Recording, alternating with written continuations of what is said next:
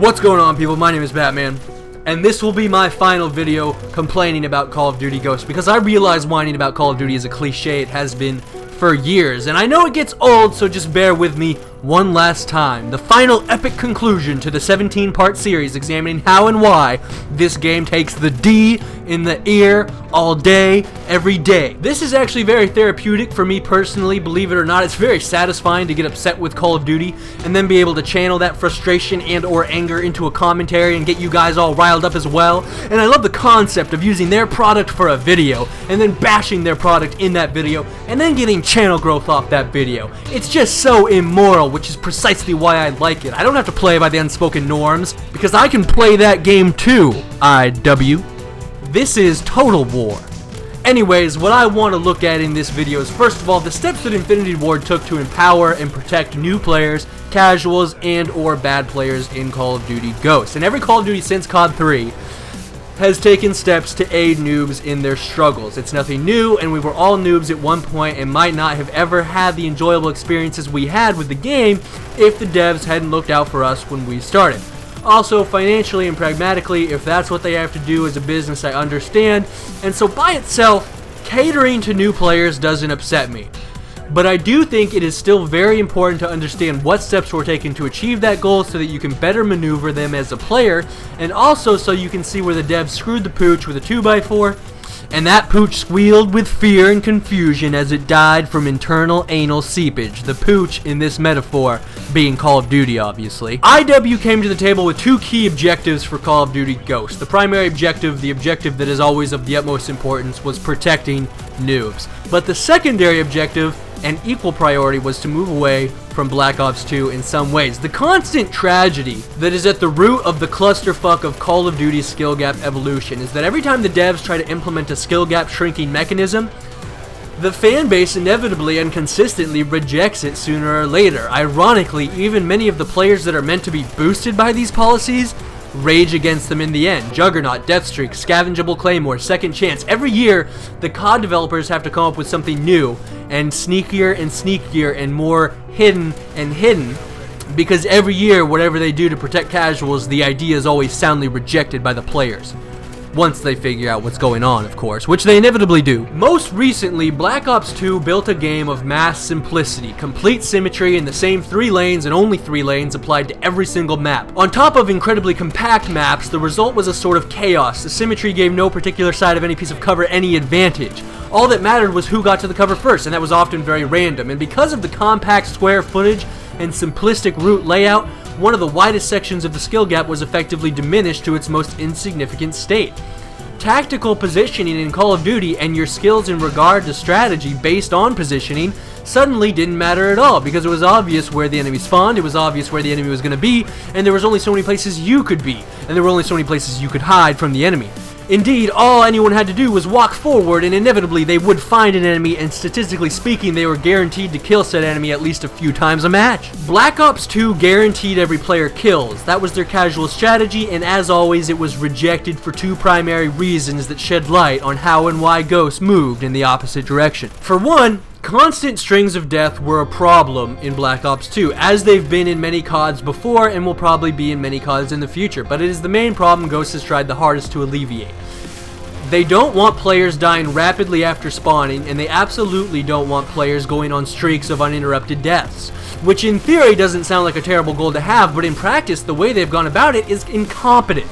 Frankly, they've protected casuals, but at the heavy expense of the game's entertainment value. The second complaint players had with Black Ops 2 was that it was the clearest and most obvious example of a series looking more and more like something out of a Cartoon Network show from the early 2000s. Skate parks, paintball courses, rock concerts, Playboy yachts. No longer did Call of Duty maps feel like authentic battlefields, but more like strange vacation. Very strange vacations.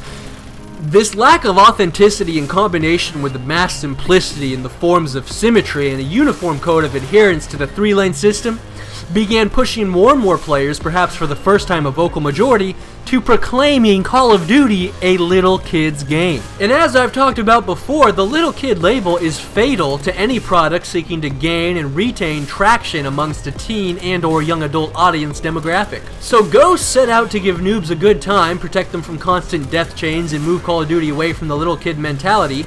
an ambitious set of goals, of course, one I would commend them for, if they hadn't screwed the pooch and shit their pants and shot themselves in the foot every step of the motherfucking way. There is perhaps no better example of how obviously intellectually bankrupt the IW studio is than the fact that they simply copy and pasted several noob empowerment mechanisms from the past and combined them, lazily hoping for the best. But they fucked up because they're stupid. So to give the casual strength, IW implemented the most elaborate and thorough defensive playstyle emphasis that we have seen in Call of Duty since MW2. They gave players an incredibly effective camping toolkit. And again, I want to reiterate that I'm not a playstyle elitist, saying anyone who camps is a noob, but it's important to remember how much easier it is to camp than it is to rush. When you're camping, you don't have to have the entire map committed to memory because you'll be sticking to one spot. You don't have to understand enemy spawns because they're irrelevant to you. You don't have to constantly adapt to a set of evolving situations, and your critical thinking process often doesn't have to be very fast at all because all you have to do is defend a particular area. And then hope enough enemies enter your predetermined lines of sight, your killing floor. And I camp all the time. It has its uses, and when I gotta do it, I do it, and I love it. But it's very easy to do, and it's very easy to learn, and it's very easy to start out on a game and camp and do well and feel like you're a champion. And that's how I felt on Modern Warfare 2, and that's how a lot of people felt on MW2, and that's why that game really blew up the franchise. If you look at the sales, MW2 is when the sales start shooting through the roof, because it placed such an emphasis on camping, and because camping was easy, and because everyone could be really good at camping when they got on, right? Because picking up and excelling at a defensive playstyle is significantly easier than adapting to a rushing playstyle.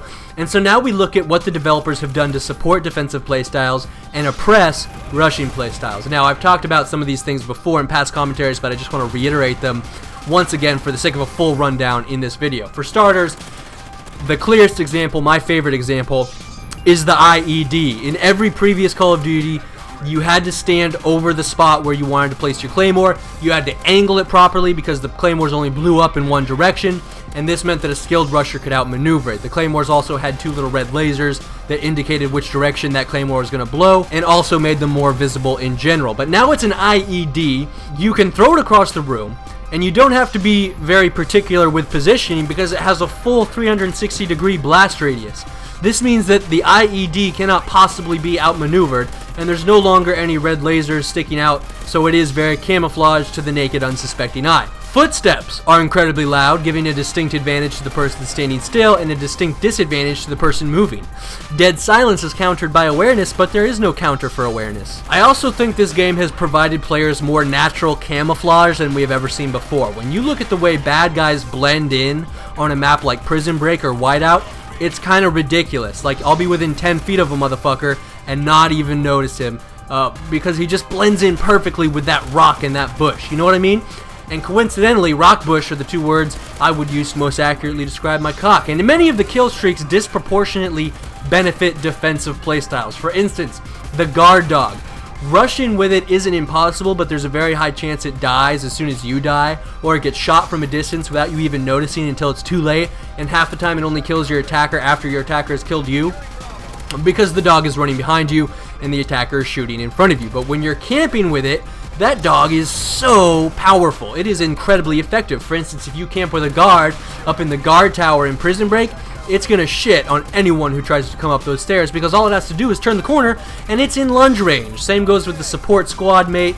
You know, a 5 kill streak used to be a Predator missile. Now it's a target finder claymore called the IMS. But mainly, it's the map styles that give defensive playstyles such a heavy advantage. The ship on Whiteout, that guard tower on Prison Break, the rooftops on Octane, almost the entire fucking map perimeter on Overlord. These are elevated positions with cover, lots of cover, and a distinct advantage over large sections of the map. That tower on Prison Break essentially covers half the map, and it's very hard to kill someone in that motherfucker even when you know they're there in advance, and the result is somebody camping in that tower can have a very good game and do so consistently, but anyone rushing isn't going to be able to do so on that side of the map because they'll get shit on by the guy in the tower. Same goes for Whiteout. Like, when someone is going prone on that crashed ship, they own half the map essentially, and it's very difficult to get them out of there just by shooting them head on because they have a very effective head glitching spot in the form of the ship's slant, right? And the only other way to get at them is to go all the way around the map's far right, because if you go far left, they'll see you and kill you. So you go all the way far right and sneak up behind them, but then all it takes is one IED to shit on that plan as well. And there's plenty of smaller examples too. Basically, any elevated area will have a direct advantage over what's in front of it, because when you're in that elevated area, you can use the floor as cover, just like they do with the ship on Whiteout, right? All they have to do is back up and the ground will cover them, whereas the guy down below has to move a great deal to get out of the elevated area's line of sight, because when you're elevated, not only can you see farther, but you often have downward angles behind all the cover in front of you. Think of all the buildings on Whiteout, all the elevated windows on Stormfront. Think of the map Warhawk, all those fucking 4 separate buildings that have a 2-story window overlooking various chunks of the map. And in all 4 of those buildings, the only way to get up to that second story is a single staircase that can easily be covered by a very powerful IED. Also, why do they call it a fucking IED? You know what IED stands for? Improvised Explosive Device. Emphasis on the improvised part, which is the military's official term for homemade. IED is what they call the homemade bombs that Al-Qaeda constructs out of gas cans and fireworks and then buries in the road. These identical explosive packs with identical labeling that every soldier in the field has aren't improvised, they are professionally manufactured and distributed among the military forces, obviously.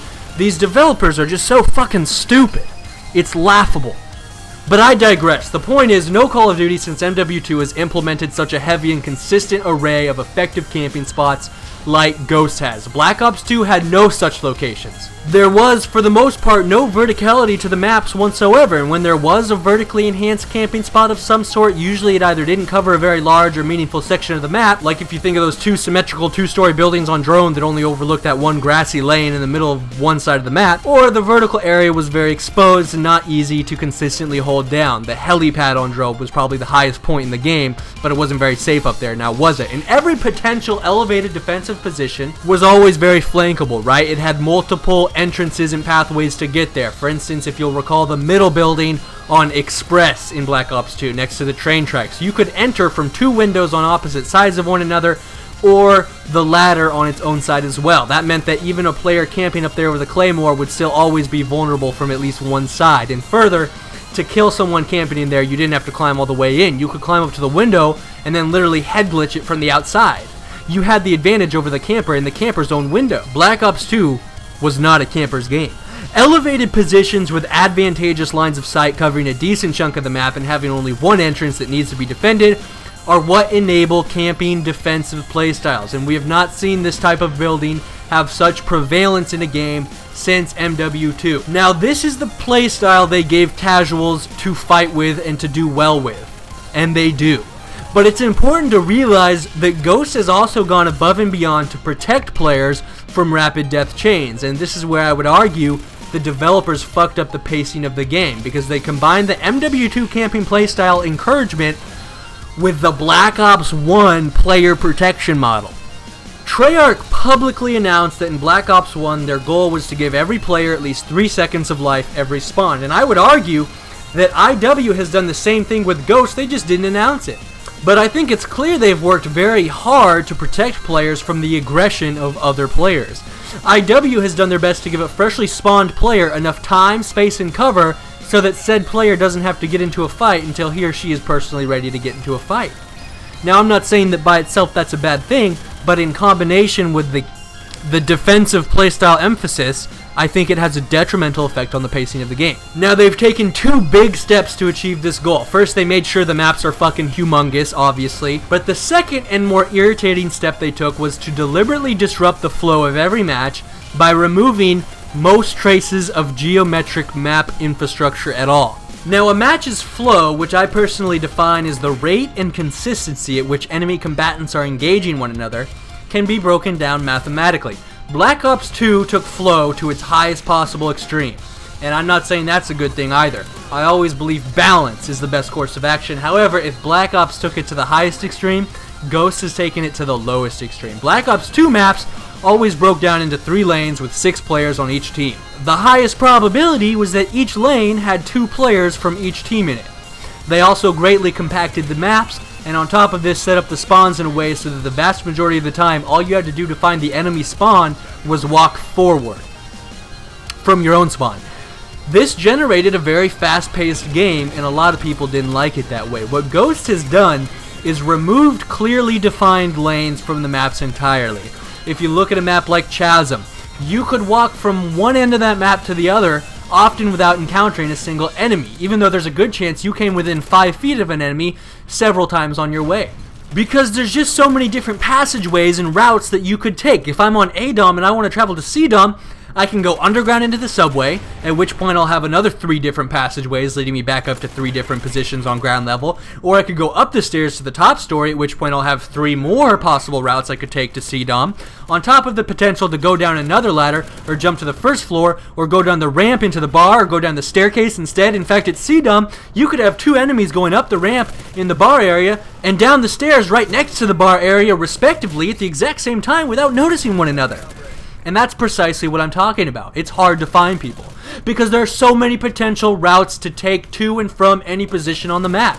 The chances that you run into an enemy are greatly diminished because if there's 6 potential routes, the mathematical probability is that you run into one enemy in one of those routes. But then when there's like 12 possible routes, it's 0.5. The probability is that you run into half an enemy in one of those rounds, which really means half the time you can take a whole route and not run into an enemy at all. And then, when you take into account the sheer size of the map and the length of those routes and the amount of cover cluttered throughout those routes, like all the boulders and river embankments on the sides of maps like Whiteout and Prison Break, the opportunities for changing routes at any time in the form of a staircase here or a ladder there, the mathematical probability of you running into an enemy to fight is significantly reduced to its lowest possible point. And even that by itself isn't the problem.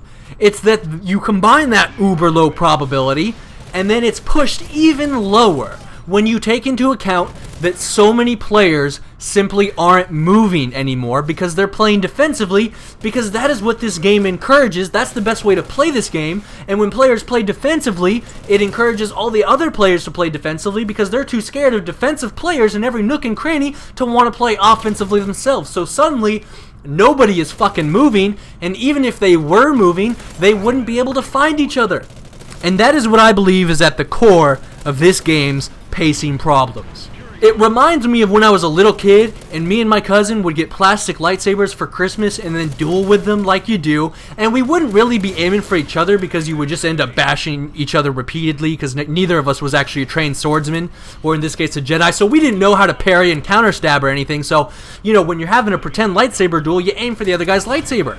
You know what I mean? But because we hadn't choreographed these lightsaber duels in advance, what would happen is every now and then we would be swinging the lightsabers in these random arcs and fail to connect. Like we would both be aiming for the other guy's lightsaber, but we would be swinging in the wrong directions or anticipating the wrong swings from each other, or we would both think the other guy was about to swing, so we would both be blocking nothing, right? So we'd just be swinging our lightsabers around in midair, and you feel pretty stupid when that shit happens. And so if that made any sense at all, what I'm saying is about half the matches I play in Ghosts have that same vibe, where we both want to hit each other's lightsaber, but for some reason we're failing to connect and feeling very silly in the process. So they copied MW2's camping technique, but left out the balancing factor of MW2, which was that the game did not try and hide the weak from the strong. If you look at maps like Rundown, High Rise, Terminal, Subbase, there was no confusion about which direction the enemy was in. You compare that shit to Prison Break, Overlord, for God's sake, I walk around in circles all day every day, I don't find these little bitches camping in the corners. And then they incorporated the Black Ops 1 strategy of keeping motherfuckers alive for a decent amount of time after they respawn, but forgetting to include its balancing factor as well, which was that it encouraged rushing with very high recoil and the fact you could only build streaks with your gun. And also very small maps for the most part. And so in conclusion, motherfuckers tried to help out noobs, but accidentally degenerated the quality of the game in the process, largely because they're stupid motherfuckers who don't understand a goddamn thing about Call of Duty, who have tried to blatantly rip off good ideas from past Call of Duties without actually understanding a fucking thing about those ideas. And what's extra dumb is I feel like the issue of what COD players prefer has been settled, okay? Why was Nuketown 24/7 always so goddamn popular? So popular, in fact, that the game's population would inflate by tens of thousands every time they activated that playlist? Because motherfuckers love Nuketown.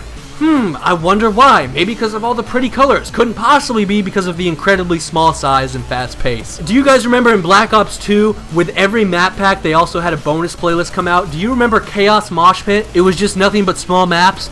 That playlist was the second most popular playlist in the game while it was activated. It was second only to TDM. What does that tell us about the COD community? Motherfuckers like small maps and a fast pace. It's the only logical deduction. Or actually, it's not really small maps, but just fast pace. MW2 had big ass motherfucking maps, but it also had a very fast pace because they implemented geometric infrastructure planning. I think this issue was settled long ago. Players like action, and the developers are just too stupid to pay attention to the numbers, alright? 6v6 on Siege is not action. It is like a glorified game of Minesweeper. You fucking sweep the map, and hopefully you don't click on an IED. But one thing's for damn sure. You're gonna spend more time sweeping that map than playing on that map. Please remember to rate the video. This is Batman, signing out.